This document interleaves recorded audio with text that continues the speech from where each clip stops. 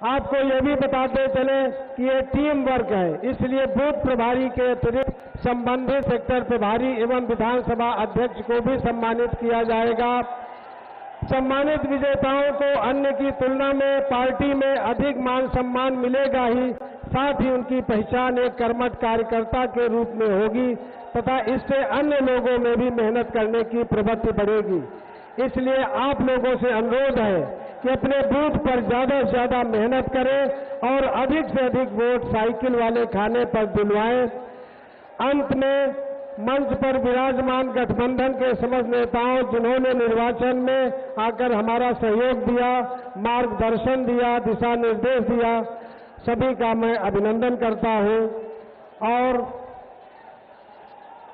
कुछ बातें और भी है जो मैं कहना चाहता हूं कि सबसे पहले सुबह उठ करके मतदान जरूर करें। अपने मतदाता की पर्ची व फोटो आईडी कार्ड ले जाना साथ में जरूर ले जाएं। आप सभी को ईवीएम मशीन में 2 नंबर पर साइकिल वाले बटन को दबाना है। बूथ पर अपना फोन कतई न ले जाएं, वरना जो है जब्त कर लिया जाएगा। सभी को भारी संख्या में वोट डालना जरूरी है, इस बात के लिए सभी को जागरूक करें, क्योंकि वोट डालना आपका कर्तव्य और अधिकार दोनों है। इंडिया गठबंधन में समाजवादी पार्टी और कांग्रेस एक साथ चुनाव लड़ रही है, अतः आपको सिर्फ साइकिल वाला ही बटन दबाना है। चुनाव के दिन लखीमपुर में भी एक ऐसा साबका हुआ कि वहां पर कुछ लोग पंजा ढूंढ रहे थे और जब पंजा नहीं दिखा तो वोट नहीं डाले। रामपुर खास के विशेषकर लोग अब जो है इसका ध्यान रखें कि वहां पर पंजा नहीं साइकिल पर बटन दबाएं। बहुत बहुत धन्यवाद फिर से राष्ट्रीय अध्यक्ष जी का यहां आने के लिए पधारने। बहुत बहुत धन्यवाद डॉक्टर एसपी सिंह पटेल जी। बिना कोई विलंब किए आप सबके महबूब नेता शेरे हिंदुस्तान आदरणीय अखिलेश यादव जी को मैं आमंत्रित करता हूं, कृपया आए और नौजवानों को मार्गदर्शन करने का तालियां होनी चाहिए। भारत का भविष्य देश के नेता आदरणीय अखिलेश यादव जी के लिए। अखिलेश यादव जिंदाबाद, जिंदाबाद, जिंदाबाद, गठबंधन जिंदाबाद, जिंदाबाद, जिंदाबाद। अखिलेश यादव जी स्वागत है, स्वागत है, स्वागत है। माननीय राष्ट्रीय अध्यक्ष जी हमारे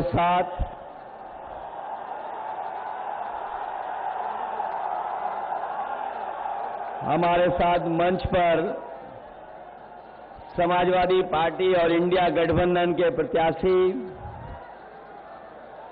श्री एसपी सिंह पटेल जी और कांग्रेस पार्टी के बहुत वरिष्ठ नेता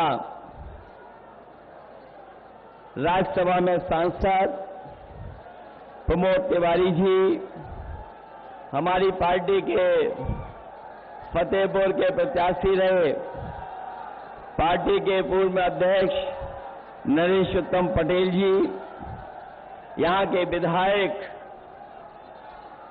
संचालन कर रहे डॉक्टर आर.के. वर्मा जी, मंच पर उपस्थित पूर्व सदस्य विधान परिषद डॉक्टर कांति सिंह जी, नौजवान विधायक राम सिंह पटेल जी, विधायक श्रीमती अनुराग मिश्रा जी, मुन्ना यादव पूर्व विधायक, आनंद भूषण सिंह जी, जय सिंह यादव जी, मुकुल तिवारी जी, पार्टी कांग्रेस के अध्यक्ष गुलशन यादव प्रभारी प्रतापगढ़ लोकसभा, अब्दुल कादिर जिलानी जी,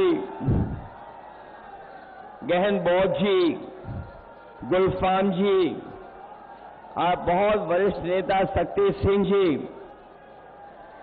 मंच पर उपस्थित अनीस अंसूरी साहब, शेर आलम जी और मंच पर उपस्थित सभी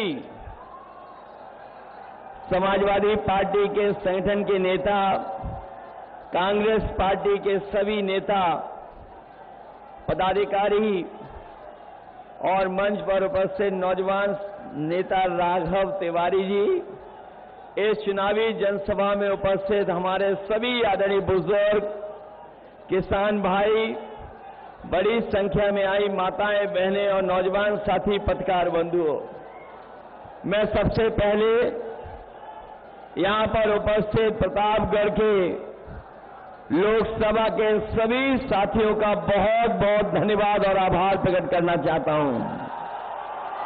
मैं देख रहा हूं जहां मैदान भरा हमें दिखाई दे रहा है, मैदान के बाहर भी लोग हैं और अभी भी लोग आ रहे हैं। मैं दूर तक देख रहा हूं, पेड़ की छाया में तो है ही लोग, लेकिन जहां छाया नहीं है, अपने गमछे से दोपहरी की धूप बचाते हुए हमें लोग दिखाई दे रहे हैं। ये जो जन सैलाब है, ये जो जन समर्थन हमें दिखाई दे रहा है, ये जन सैलाब, जन समर्थन इस बार डॉक्टर एसपी सिंह जी को न केवल जिताने जा रहा है, बल्कि प्रतापगढ़ यहां के लोग समाजवादी पार्टी इंडिया गठबंधन को रिकॉर्ड मतों से जिता करके लोकसभा में भेजने जा रहे हैं। इधर थोड़ा मौसम बदला है, चुनाव का मौसम बदलता चला जा रहा है और हमारे लोगों ने अखबारों में और कई जगह पढ़ा होगा कि इधर क्लाइमेट चेंज की बहुत चर्चा होती है, लेकिन मैं देख रहा हूं जो जनसैलाब हमें दिखाई दे रहा है, इस बार ये पॉलिटिकल क्लाइमेट चेंज वाला माहौल है। जो लोग 400 पार का नारा दे रहे थे, 400 पार वाले 400 हारने जा रहे हैं। उन्होंने जब नारा दिया था, हमारे साथियों, थोड़ा सोच समझ के समझिए, जिस समय उन्होंने नारा दिया 400 पार, हमें और आपको लगा कि कहीं 400 की गिनती की बात तो नहीं कर रहे हैं, लेकिन जब सही समझ में आया तो बात ये समझ में आई कि बीजेपी के लोग 400 पार की बात कर रहे हैं और 543 में 400 पार केवल 143 सीटें हैं। लेकिन जो जनता का गुस्सा दिखाई दे रहा है, इस बार 140 करोड़ की जनता इनको 140 सीट के लिए भी तरसा देगी, इनकी सीटें बढ़ने जा रही नहीं है। और हर चरण में गुस्सा बढ़ता चला जा रहा है। सुनने में आया है कि जनता का गुस्सा देख करके यहां के प्रत्याशी का आंख में आंसू निकल आए। ये तो अभी जनता की छठी इंद्री के बारे में नहीं जान पाए हैं। जो सिक्स सेंस है जनता का, आप देख लेना, जिस समय चुनाव का वोट पड़ेगा और चुनाव 7वें चरण में पहुंचेगा, जनता का गुस्सा भी 7वें आसमान पर दिखाई देगा। इनके 10 साल में इनकी हर बात झूठी निकली, इनका वादा झूठा निकला, और जब उन्हें कुछ समझ में नहीं आ रहा है, जब से कांग्रेस और समाजवादी पार्टी 1 और 1 11 हो गए हैं, तब से दिल्ली और लखनऊ का एक एक इंजन आपस में टकरा रहा है। जब से कांग्रेस और समाजवादी 1 और 1 11 हुए हैं, तब से ये जो कहने वाले डबल इंजन दिल्ली और लखनऊ का इंजन आपस में टकरा रहा है। और ये जीरो होने जा रहे हैं, जीरो होने। अभी तक तो मैं ये सोचता था कि 80 सीट में एक में लड़ाई है, क्यूटों में, लेकिन अब तो ये लग रहा है कि बीजेपी का 80 में 80 का सफाया होने जा रहा है। ये जो दिल्ली वाले हैं, कई बार कहते हैं शहजादे और शहजादे, इस बार शहजादे शह भी देंगे और मात भी देने जा रहे हैं भारतीय जनता पार्टी के लोगों को। याद है आपको इन्होंने कितने वादे किए थे हमसे और आपसे? कहा कि किसानों की आय दोगुनी हो जाएगी। बताओ हमारे प्रतापगढ़ के किसान भाइयों, किसी भी किसान की, गांव में रहने वाले नौजवान, उनके परिवार की जो खेती बाड़ी से जुड़े हैं, किसी की आय दोगुनी नहीं हुई। और आय दोगुनी तो दूर, इन्होंने महंगाई बढ़ा करके लागत बढ़ा दी और लगातार लागत बढ़ती चली जा रही है। चाहे वो डीजल हो, पेट्रोल हो, खाद हो, और चाहे कीटनाशक दवाइयां हो, यहां तक जब किसान को डीएपी खरीदने के लिए जाना पड़ा बाजार में, तो इन बीजेपी वालों ने नैनो यूरिया जबरदस्ती खरीदवा दी, नैनो यूरिया खरीदवा दी। जो लोग जानकार होंगे वो जानते होंगे, जिस तरीके से उद्योगपति भारत छोड़ के चले गए थे, उसी तरीके से नैनो यूरिया वाले भी भारत छोड़ करके चले गए हैं।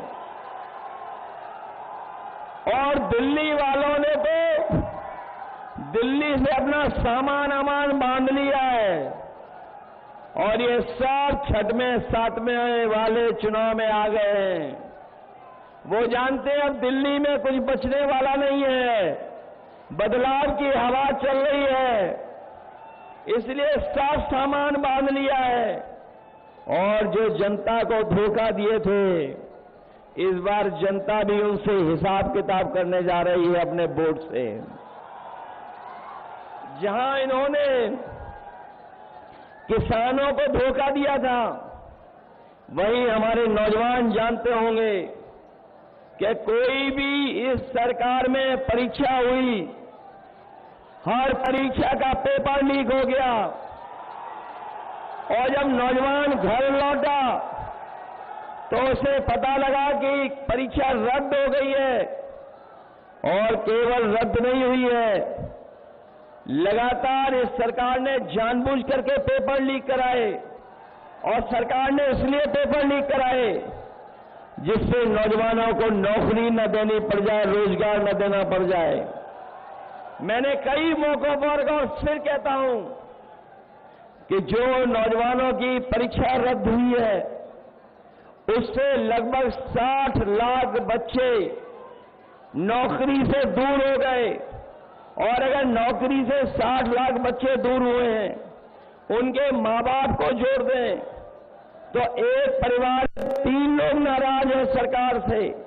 और अगर हम 3 का गुणा 60 लाख से कर दें तो 1 करोड़ 80 लाख होते हैं। और यही 1 करोड़ 80 लाख अगर 80 लोकसभाओं से भाग दे देंगे तो हर लोकसभा में भारतीय जनता पार्टी का 2,25,000 वोट कम हो गया, जिसकी कोई भरपाई भारतीय जनता पार्टी नहीं कर सकती।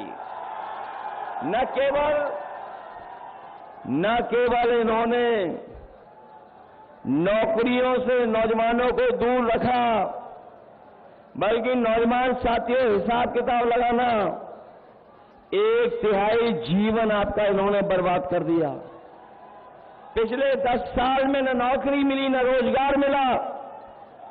और यही नौजवान जो अपनी फौज की नौकरी के लिए तैयारी करता था, सड़क पर दौड़ता था, खेतों में, गांव में जहां जगह बना करके अपनी तैयारी करता था, फौज में जाकर के सम्मान की नौकरी करना चाहता था, लेकिन इन बीजेपी वालों ने फौज की नौकरी भी आधी अधूरी कर दी। मैं अपने नौजवानों से कह के जा रहा हूं, ये जो फौज की आधी अधूरी नौकरी की है, हम समाजवादी लोग, इंडिया गठबंधन के लोग कभी स्वीकार नहीं कर सकते हैं। सरकार बनेगी, सरकार में जो नौकरियां खाली हैं 30 लाख, वो नौकरियां तो भरी जाएंगी, नौजवानों को नौकरी दी जाएंगी। साथ ही साथ जो फौज की आधी अधूरी नौकरी है, अग्निवीर को हमेशा हमेशा के लिए खत्म कर दिया जाएगा। मैं अपने खाकी वर्दी पहने हुए भाइयों को जब देखता हूं तो मुझे याद आता है कि जब बीजेपी फौज की नौकरी 4 साल की कर सकती है, तो अगर ये सत्ता में आ गए तो हमारे खाकी वर्दी पहनने वालों की भी नौकरी 3 साल की कर देंगे। इसलिए हम इन्हें भी सावधान करने आए हैं। अभी तो फौज की नौकरी हुई है 4 साल की, ये बीजेपी वाले दोबारा आ गए तो इनकी खाकी वर्दी पहनने वालों की भी नौकरी 3 साल की हो जाएगी। ये हमारे पत्रकार साथी पूछते हैं ये कैसे संभव है। मैं उनसे सवाल पूछता हूं कि बताओ, भारतीय जनता पार्टी ने सभी हवाई अड्डे बेच दिए कि नहीं बेच दिए? रेलवे स्टेशन बेच दी कि नहीं बेच दिए? ट्रेनें बेच दी कि नहीं बेच दी? हवाई जहाज जो सरकारी थे वो बेच दिए कि नहीं बेच दिए? और सरकारी विभागों में आउटसोर्स पर संविदा में नौकरी कर दी कि नहीं कर दी? जब ये सब कुछ कर सकते हैं, अग्निवीर लागू कर सकते हैं, नोटबंदी लागू कर सकते हैं, तो ये भी लागू हो जाएगी। इसलिए भारतीय जनता पार्टी से मैं आपको भी सावधान करने आया हूं। महंगाई कहां पहुंचा दी बीजेपी के लोगों ने, सोचिए। और महंगाई तो बढ़ाई, लेकिन हमारे किसानों की खाद की बोरी से भी चोरी हो गई। जो खाद चोरी हुई, पहले 5 किलो चोरी की, फिर 5 किलो चोरी हो गई खाद। बताओ, आपकी बोरी से खाद की 10 किलो चोरी हुई कि नहीं हुई? मैं कभी कभी हिसाब किताब लगाता हूं कि ये बोरी की चोरी कहां से सीखी होगी इन्होंने। तब मुझे याद आता है कि पार्ले जी बिस्किट पैकेट से सीखी है इन्होंने। जिन लोगों ने बाजार में देखा होगा पार्ले जी बिस्किट पैकेट, पहले इतना बड़ा आता था पार्ले जी बिस्किट पैकेट, बताओ आज कितना बड़ा हो गया। पहले आता था बड़ा, जैसे जैसे महंगाई बढ़ी उन्होंने अपना मुनाफा कमाना कम नहीं किया, जो बड़ा पैकेट था वह छोटा होता चला गया। आज 5 बिस्किट का पैकेट आ रहा है। ये सरकार में आ जाएंगे तो आपको 1 बिस्किट का पैकेट मिलेगा, 1 बिस्किट का पैकेट। आपने देखा डीजल पेट्रोल तो बढ़ा ही बढ़ा, लेकिन बताइए आपकी मोटरसाइकिल महंगी हो गई कि नहीं हो गई? 10 साल पहले कितने रुपए की थी और आज कितने रुपए की है? 1 लाख पार हो गई कि नहीं हो गई? और बाजार में अगर आप दवाइयां लेने जाते होगे, बताओ बुखार की दवाई महंगी कर दी कि नहीं कर दी? कुछ दवाइयों के पत्ते छोटे कर दिए, कुछ छोटे कर दिए, दवाई महंगी कर दी। और जो आम लोग दवाई लेते थे, चाहे वो पेट दर्द की हो, चाहे बुखार की हो, और कभी देखना जा करके पहले बुखार ठीक हो जाता था 500 mg की गोली खाने में। आजकल डॉक्टर के पास जाओगे आप तो बुखार उतारने की 650 mg की गोली दे रहे हैं। बताओ इन्होंने धोखा दे रहे हैं कि नहीं दे रहे हैं? और हमें आपको सबको जबरदस्ती वैक्सीन लगवा दी। ये हमारे पुलिस के भाई लोग लगवाना नहीं चाहते थे, तब भी लगवा दी इनके। और अब वैक्सीन से जान को खतरा हो गया कि नहीं हुआ खतरा पैदा? जान को खतरा पैदा हो गया। और अब वैक्सीन वाले बोल रहे हैं कि वैक्सीन हम वापस ले लेंगे। हमें कोई बता दे जो वैक्सीन शरीर में चलेगी वो वापस कैसे ली जाएगी? कोई बता दे, हमें बताएं बीजेपी के लोग कि जो वैक्सीन हमारे आपके शरीर में चली गई है वो सही से वापस कैसे लोगे? केवल इन्होंने वैक्सीन लगवा करके जान को खतरा पैदा तो किया ही किया, लेकिन वैक्सीन कंपनियों से इन्होंने चंदा भी वसूल लिया। बताओ, चंदा वसूला कि नहीं वसूला? बड़े बड़े उद्योगपतियों से चंदा ले लिया, 1,000 करोड़ ले लिया, 500 करोड़ लिया, 400 करोड़ लिया। और ये इलेक्टोरल बॉन्ड जो चंदा लिया है उसकी वजह से भी महंगाई है। जहां भ्रष्टाचार बढ़ाया इन्होंने, वहीं महंगाई भी बढ़ाई है इन्होंने इलेक्टोरल बॉन्ड लेकर के। और जब कभी भी कोई इनसे इलेक्टोरल बॉन्ड के बारे में पूछे तो बताओ कोई जवाब है इनके पास कि नहीं है? ये इलेक्टोरल बॉन्ड के बारे में चर्चा नहीं कर रहे, क्योंकि इलेक्टोरल बॉन्ड ने इनके भ्रष्टाचार की पोल खोल दी और इलेक्टोरल बॉन्ड ने इनका बैंड बजा दिया पूरे देश और दुनिया में। ये चुनाव से पहले बहुत अच्छा राशन की चर्चा करते थे, राशन दे रहे थे सबको,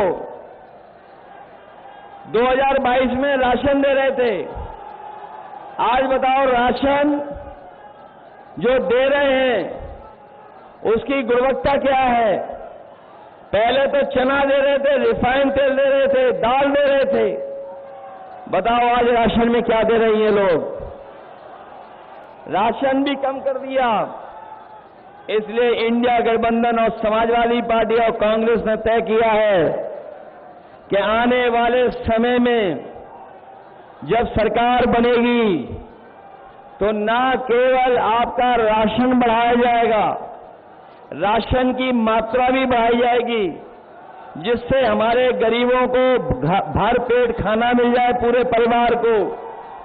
और राशन की गुणवत्ता मात्रा बढ़ा करके, जिस तरीके से आपने बाजारों में देखा होगा कि संपन्न लोग, बड़े लोग जो पैकेट का आटा है गुणवत्ता में अच्छा है और पौष्टिक है वो लेकर के खा रहे हैं, तो अपने गरीबों को जहां राशन बढ़ाएंगे वहीं पौष्टिक आटा के साथ साथ अपने गरीबों को डाटा फ्री दिलाने का भी काम होगा। क्योंकि पौष्टिक आटा से उनका स्वास्थ्य बेहतर होगा, और जब डाटा होगा तो हमें चलने, पढ़ने और जानकारी हासिल करने का भी हमें मौका मिलेगा। क्योंकि आज डाटा के बिना कुछ नहीं चल रहा है। डाटा पहले फ्री मिलता था, लेकिन अब डाटा के भी पैसे ले रहे हैं। इसलिए पौष्टिक आटा गरीबों को और उसके साथ साथ डाटा फ्री देने का काम भी आने वाली समय की सरकार में होगा। इसलिए मैं आपसे निवेदन करने आया हूं, ये लखनऊ और दिल्ली वाले हम लोगों को मिलकर के गुमराह कर रहे हैं, धोखा कर रहे हैं, नकल कर रहे हैं। आपको याद होगा जब समाजवादी सरकार थी तो हम लोगों ने इतना बड़ा लैपटॉप दिया था आपको, बहुत से बच्चों को मिल गया था, उसी की नकल कर करके ये सरकार ने बड़ा नहीं दिया, कितना छोटा कर दिया, इतना छोटा कर दिया और इतना घटिया दिया है कि आप उसमें उंगली घिसते रहो वो चलता ही नहीं है। आपकी एम्बुलेंस दी थी गरीबों के लिए गांव में पहुंच करके मदद करे, और अपनी गर्भवती महिलाओं के लिए विशेष एम्बुलेंस दी थी। इन्होंने एम्बुलेंस तो खराब की है, लेकिन अस्पताल भी बर्बाद कर दिए। किसी गरीब का अब सरकारी अस्पताल में इलाज नहीं हो पा रहा। और ये दिल्ली वालों ने 10 साल में और उत्तर प्रदेश की सरकार ने 7 साल में कोई भी एक ऐसा जिला अस्पताल नहीं बनाया जिसमें हमारे गरीबों को फ्री इलाज मिल जाए, दवाई मिल जाए और सब तरह का उनको सुविधा मिल जाए। कोई इंतजाम नहीं किया। ये जो 100 नंबर वाली पुलिस बनाई थी हम लोगों ने, 100 नंबर वाली पुलिस बनाई थी, गाड़ी दी थी हम लोगों ने, वो गाड़ी भी ये वो नौजवान हमें दिखाई दे रहा है जिसकी ताकत में दम है। ये अग्निवीर नहीं, फौज के लिए पक्की नौकरी के लिए पक्का है। ये दोनों हाथ से पकड़ो बेटा, नहीं गिर जाओगे अभी दूसरे हाथ से। सबने देख लिया तुम्हारी हाथ में बहुत ताकत है, सबने देख लिया। और ये ताकत हरे के हाथ में नहीं होती है, इतना कोई नहीं चल सकता है। ये तो फिजिकल यूं ही पास कर जाएगा, इसको जरूरत नहीं है और किसी चीज की। तो इसलिए मैंने कहा कि हमारे गांव के और गरीब नौजवान इतना मजबूत है शरीर से कि उसे पक्की फौज की नौकरी मिलनी चाहिए। इसीलिए अग्निवीर नहीं स्वीकार करेंगे, हम लोग पक्की नौकरी देना चाहेंगे। इसलिए इस समय हम आप सबसे अपील करने आए हैं, अपने सभी प्रतापगढ़ के साथियों से अपील करने आए हैं, निवेदन करने आए हैं। ये आखिरी में इसका समर सॉल्ट था, ये जो आखिरी में मारा इसका समर सॉल्ट था। इसलिए प्रतापगढ़ के अपने सभी साथियों से मैं निवेदन करने आया हूं, बताओ इस चुनाव में सावधान रहोगे कि नहीं रहोगे? सावधान बताओ, आपको चारों तरफ से समर्थन मिल रहा है कि नहीं मिल रहा है? बताओ, कांग्रेस का समर्थन मिल गया कि नहीं मिल गया? अपनी आप पार्टी का समर्थन है कि नहीं है? और जो लोग थोड़ा बहुत नाराज रहते थे आजकल वो भी साथ आ गए कि नहीं आ गए? बताओ, आपकी सब तरफ से मदद हो रही है कि नहीं हो रही? और जो बीजेपी वाले सांसद हैं वो रो रहे हैं कि नहीं रो रहे हैं? वो रो इसलिए रहे हैं कि इस बार प्रतापगढ़ से वो लाखों वोटों से हार के जा रहे हैं। और अभी तो जब मैं आया मंच पे, दिल्ली वाले भी आए थे, उनकी जनता नहीं थी, इसी मैदान में आए थे, सुनने में आ रहा है। वो बाद में सोच रहे होंगे कि कहां चले गए, यहां की जनता तो बदलाव चाहती है, इसलिए बदलाव करोगे आप लोग। हम ये गिन लें कि ये सीट जीतने जा रहे हैं। इस बार तो 6वां 7वां चरण पूरा भारतीय जनता पार्टी को सफाया करता हुआ जा रहा है, कोई नजर नहीं आ रहा। इसलिए धोखा तो नहीं खाओगे आप लोग। अब इन पे कोई रास्ता नहीं बचा है। अब इन पे रास्ता है कि किसी को मना लो, किसी को कुछ कर दो, कुछ कर दो, ये भी लगे हुए हैं। आपने देखा होगा चंडीगढ़ में कैसे पकड़े गए ये वोट की चोरी करते हुए, याद है आपको? नहीं याद है? बताओ, मणिपुर में इन्होंने महिलाओं को अपमानित किया कि नहीं किया? और इसलिए हम कहना चाहते हैं कि अगर बूथ पर आपको जाने से रोके, रुक तो नहीं जाओगे आप लोग? ऐसा तो नहीं कि अगर बूथ पे आपको रोके तो रुक जाओगे आप पूरा वोट डालोगे? पूरा वोट डालना है आपको इस बार, तभी परिवर्तन आएगा। इसलिए हम आपसे अपील करना चाहते हैं कि जहां ये चुनाव हमारे आपके भविष्य का तो है ही है, लेकिन ये चुनाव हमारे आने वाली पीढ़ी के भविष्य का भी चुनाव है।